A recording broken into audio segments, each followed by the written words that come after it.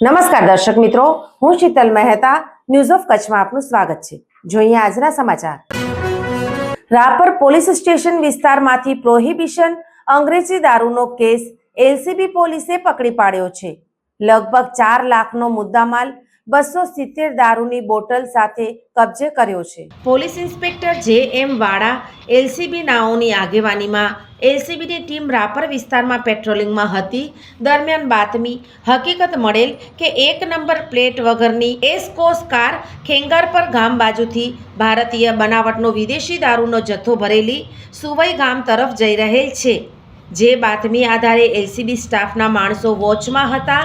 તે દરમિયાન ખેંગારપર ગામ બાજુથી બાતમીવાળી કાર આવતી જોઈ હાથના ઈશારે રોકવાનો પ્રયત્ન કરતા કારના ચાલકે કાર ઊભી રાખેલ નહીં અને પૂરપાટ ઝડપે ચલાવી નીકળી ગયેલ, જેથી એલસીબી ટીમે આ કારનો પીછો કરતા કાર ચાલક પોતાના કબજાની કાર સુવઈ ગામ પાંજરાપોળ પાસે મૂકીને નાસી ગયેલ। જે કારની તપાસ કરતા પ્રોહિબિશનનો મુદ્દામાલ મળી આવતા કબજે કરી કાયદેસરની કાર્યવાહી કરી આગળની કાર્યવાહી માટે રાપર પોલીસ સ્ટેશનને સોંપવામાં આવેલ છે।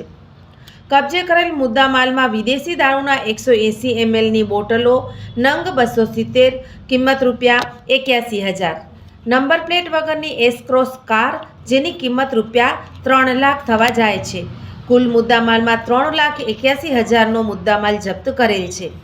આ કામગીરી લોકલ ક્રાઇમ બ્રાન્ચના પોલીસ ઇન્સ્પેક્ટર જે.એમ. વાડા તથા પોલીસ સબ ઇન્સ્પેક્ટર ડી.જી. પટેલ તથા એલસીબી સ્ટાફ દ્વારા કરવામાં આવેલ છે।